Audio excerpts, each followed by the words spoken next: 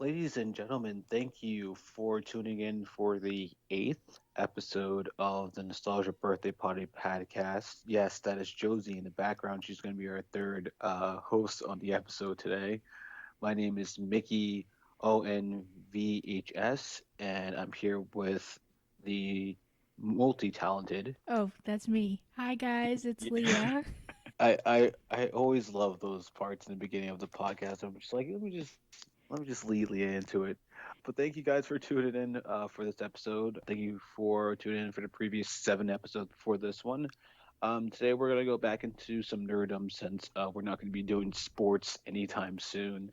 Tried to do a little bit last time with the cartoon March Madness, but today we're going to be talking about something we can all say we mostly enjoy, and that's comic book TV shows, right? That's right. Today we're going to take a deeper look at the state of the CW shows with the Arrowverse, such as The Flash, Legends of Tomorrow, and Supergirl. Those are pretty much like the most popular of the CW shows. I think Batwoman and Black. I almost said Black Woman, Black Woman and Bat Lightning.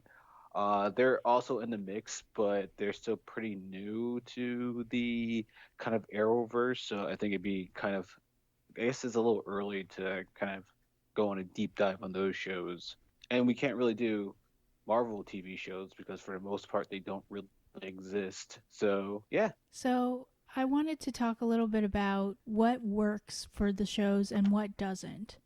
And what I like to think of as the gold standard for managing a large cast is Legends of Tomorrow. They have maybe like 10 regular characters, you could say. And every week, what they do is they mix and match who gets to be in the A story, the B story, the C storyline.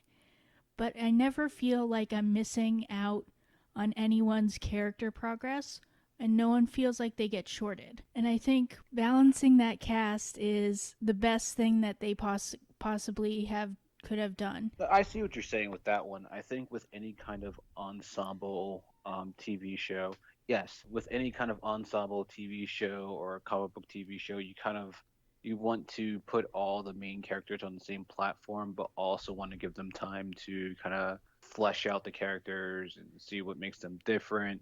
I remember I was watching Legends of Tomorrow with you. I think it was the beginning of the third season, and they were introducing Nick Zano's character as a new member of the group. I'm sure his character has a name. Nick Zano will always be Nick Zano to me, no matter what he's acting in. That's But fair. I think it was a really cool way of how they brought him in, and like it didn't feel like, oh, this is just going to be the next guy that's going to be on the show. It's like, oh no, this is actually kind of a cool way they're bringing him in, and he already feels like he kind of belongs in the story, even though he's only been here for a few episodes. Yeah, and an example of how they balance the characters is they sort of, let's say you've got Nick Zano's character, Nate Haywood, as the historian, and you've got Zari Tomaz in season 3 as this hacker from the future, and she's stuck in a time loop, and it's like Groundhog Day, and she's forced to learn about all of her teammates in order to get out of her time loop. And Nick Zano is the one who knows about Groundhog Day, so he goes through the entire like having fun montage with her. I love how like anytime Groundhog Day is mentioned in pop culture, there's always seems to be one character that hadn't seen Groundhog Day, and there's always one character that like is specifically their job is to explain Groundhog Day. I love Well, how like shows are very most shows are very self aware whenever they're referencing Groundhog Day. It's like, okay, everyone's gonna know it's Groundhog Day, so like we might as well just, mention it or whatever. Zari is from 2040 in a like a post-apocalyptic world or a police state, so they don't really have the same media that we have right now, Twitter doesn't exist in her future, basically. basically. And so, what Legends of Tomorrow creates with this mix and match of characters is the chance to explore different character dynamics, a chance to learn new things about the characters, like in that Groundhog Day episode.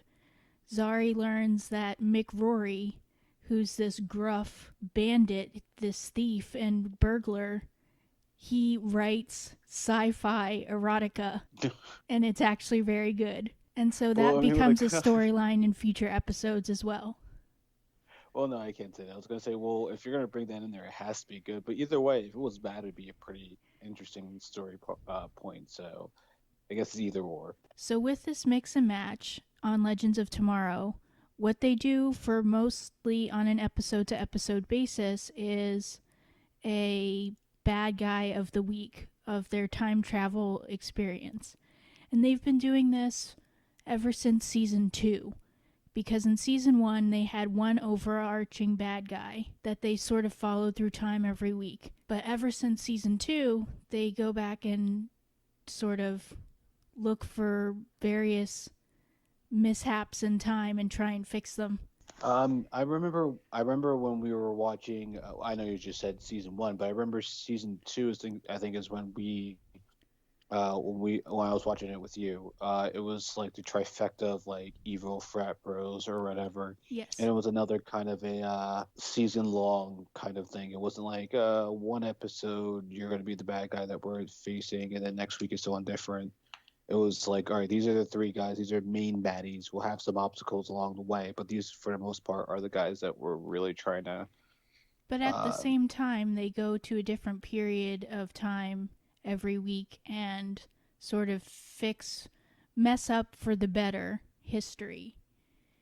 And that sort of every week going to a different place really helps the show find balance and be able to do that character mix and match. right. I mean, I think that just comparing it a little bit to, you can't really say DC movies, but these Marvel movies, some of the nitpicks I kind of have with the comic book movies is that you'll get like this really cool supervillain, and then by the end of the movie, they're just kind of defeated, and then that's kind of that.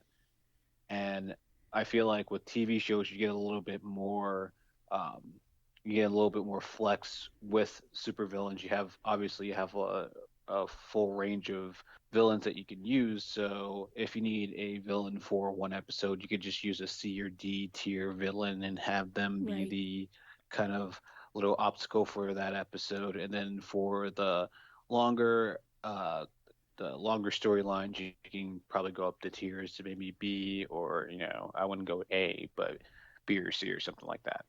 Right, right. And the thing is, you've got 16 to 22 episodes to really work on the backstory and the whole plot line of getting to the big bad.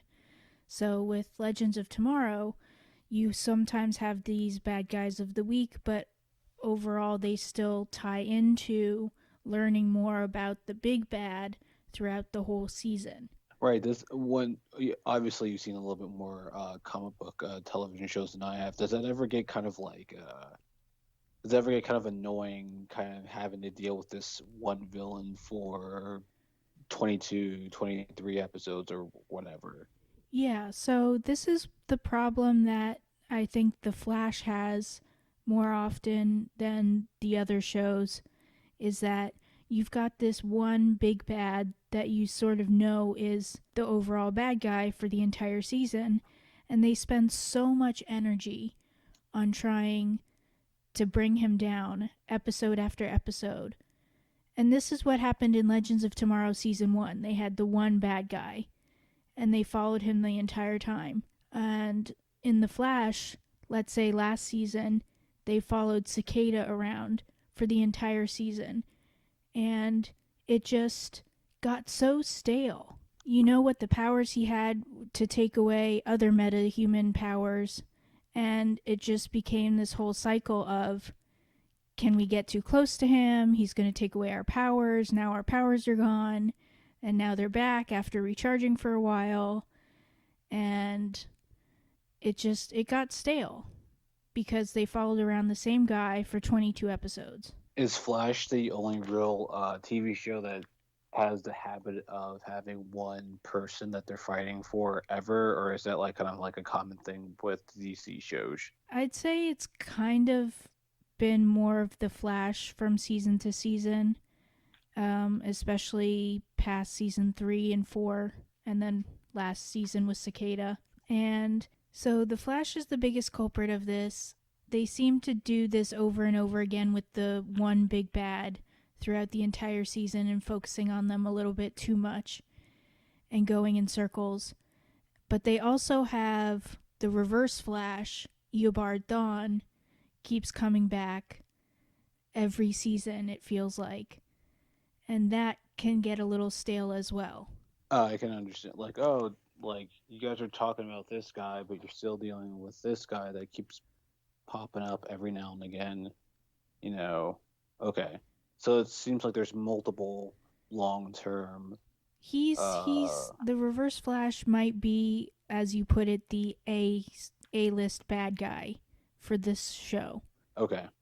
And so he keeps showing up season after season.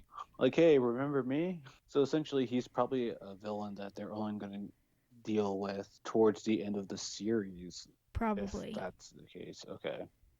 Other than the Flash's like problem with having a villains outstay their welcome like party guests, do you think there what's I mean, other than that, do you think there's any more glaring holes with the Flash, or is it like for the most part doing pretty good?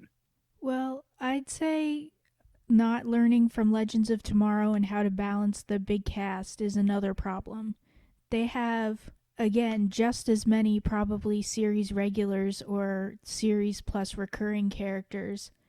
And the problem is they don't know what to do with them week after week. So, let's say, for example, after Crisis on Infinite Earths, and the whole history is sort of changed and what metahumans are around changed, they took Cisco Ramon's character and sort of sent him away on this journey around the globe to find out what happened to all these metahumans and sort of compile a new compendium of who has what powers, who's a good guy, who's a bad guy.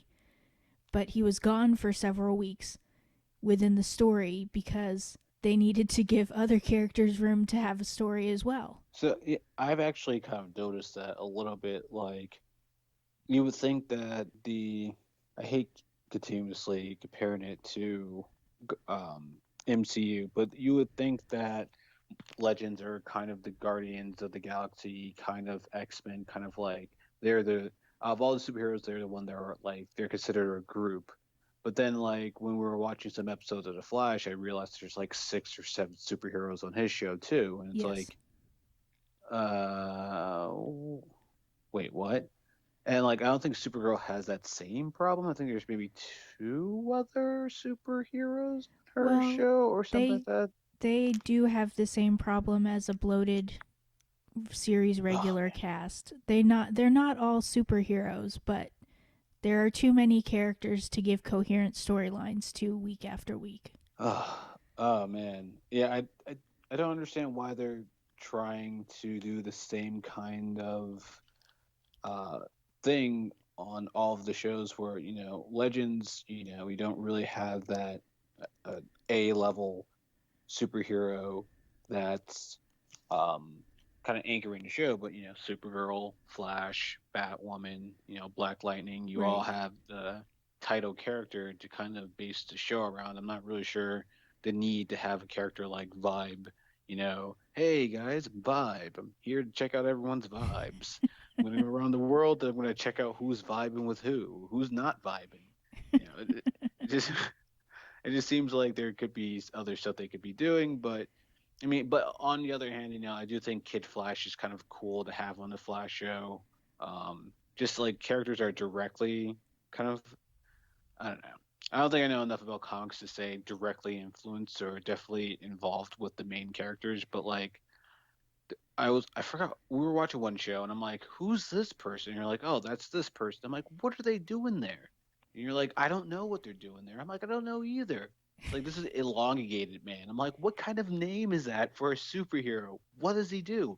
he's like the Mr. Fantastic of the DC universe. Yep. They couldn't give him a better name. No, they just call him Chip. They call him Chip? Yeah, they don't call him. All right, rant over. I'm sorry.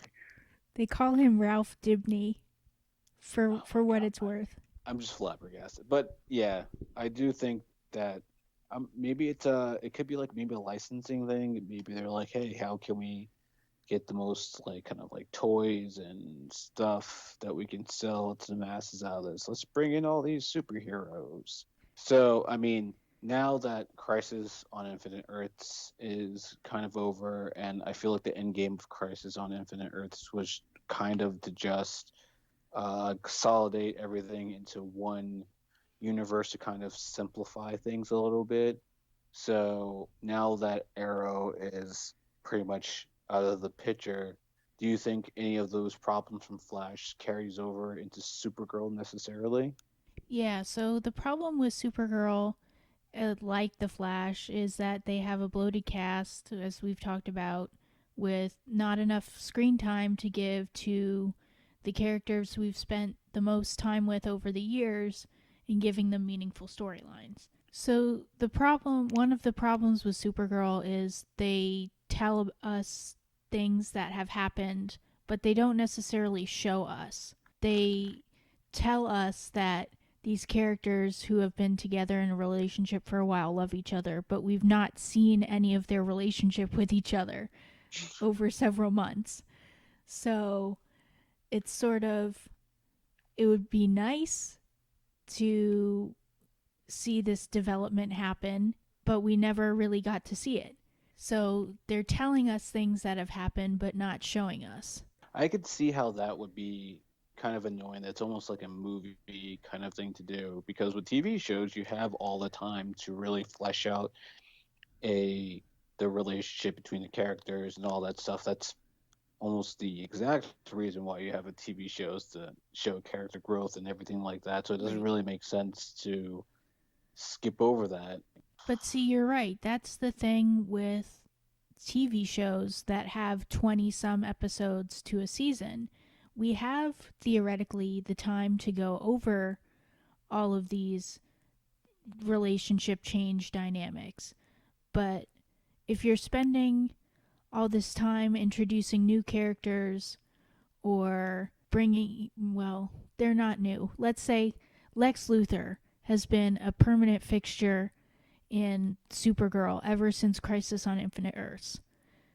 And what he's doing, while John Cryer is a fantastic portrayal of Lex in his own way, he's taking up way too much time. And not a lot of development is even happening towards the storyline that he's been given, trying to find out about Leviathan, this supposed big bad that we still know absolutely nothing about. Lex is given all this time on screen, and not much progress is being made towards what we want as the payoff, or what we're told we're supposed to want as the payoff in finding out about Leviathan. We're not getting that. And so what you have is the other characters that we've already cared about on the show: Alex Danvers, Nia Nall, Kelly Olsen, even James Olsen before he left. They're not getting the time they need to be properly portrayed on screen. Well, it's I don't know. You would think that like this almost sounds like a professional wrestling problem with mishandling storylines, but you would think with a room full of writers and Hollywood writers and people whose job it is to keep the consistency and kind of the continuity of the series, that someone in the board meeting would be like, "Hey guys, we've introduced this story arc in an episode, and we really haven't kind of explored what's going on with that. So maybe we should focus on that instead of just kind of seems like, let's just do this."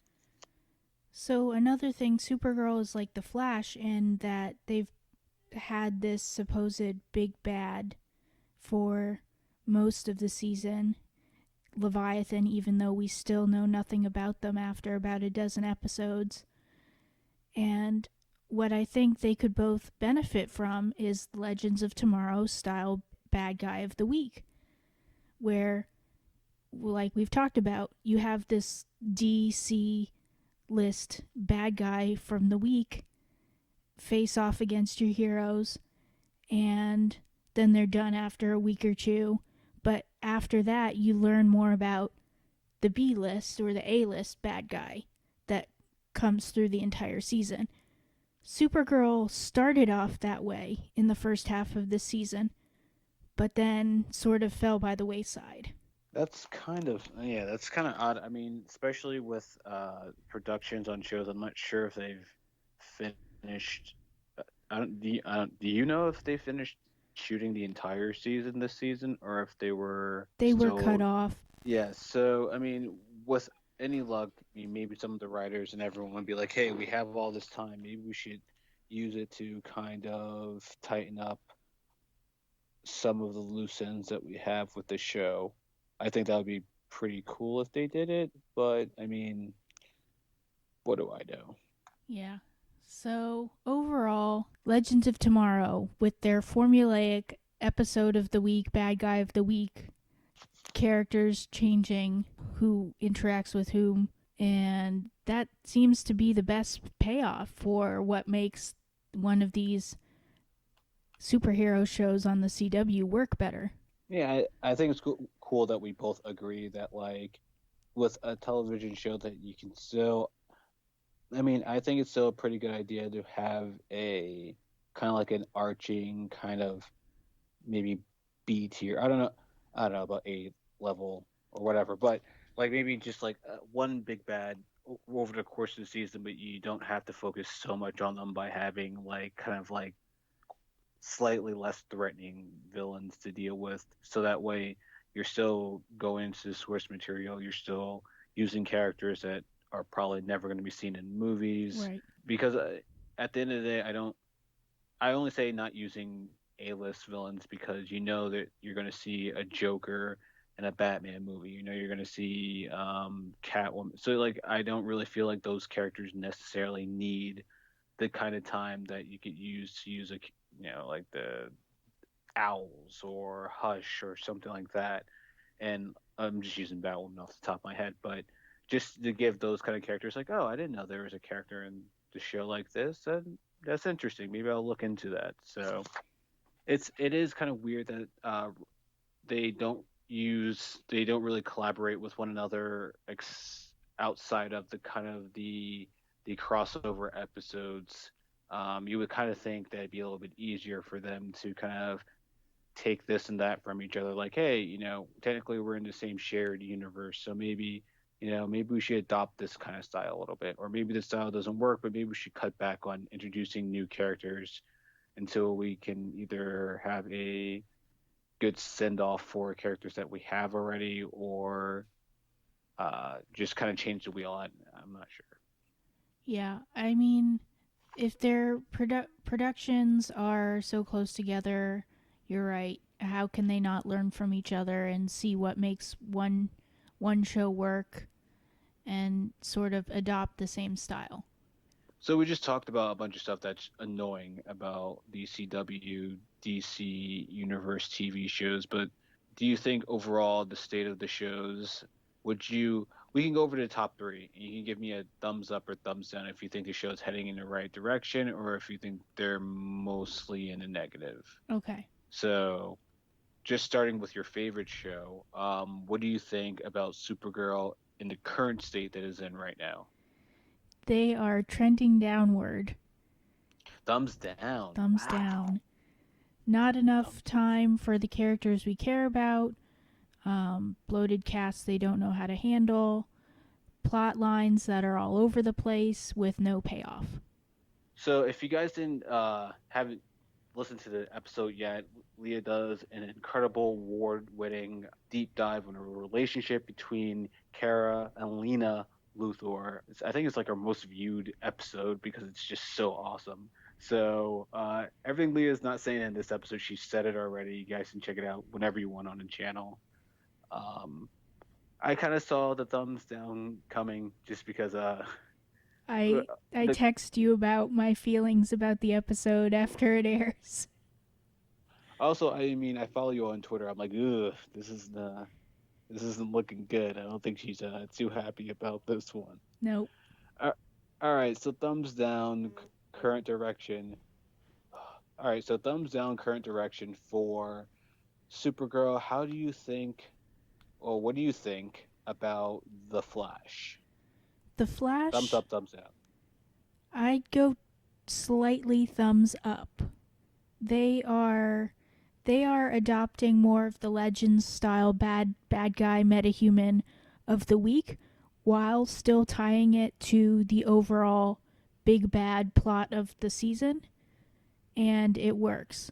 I still think the cast is too big and they don't know how to juggle it, but in terms of building a coherent narrative, they're doing pretty well. Okay, so there's a lot on the plate right now for Legends because we have a thumbs down, we have thumbs. I'm gonna say a thumbs in the middle, slightly thumbs up. So, how do you feel about the current direction Legends of the Hidden Temple Legends of are the Hidden doing? Temple would be amazing if it came back on the air, as it was on Nickelodeon years ago. And as for Legends of Tomorrow, I give that a thumbs up. Thumbs They up. All right. cast they know what to do with, storylines they know how to move in a positive, moving way, and you know, it works on so many levels that we've already mentioned in this episode. Okay.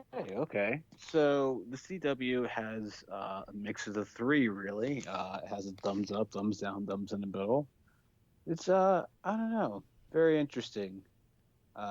Seeing how things are progressing and not really progressing with the shows.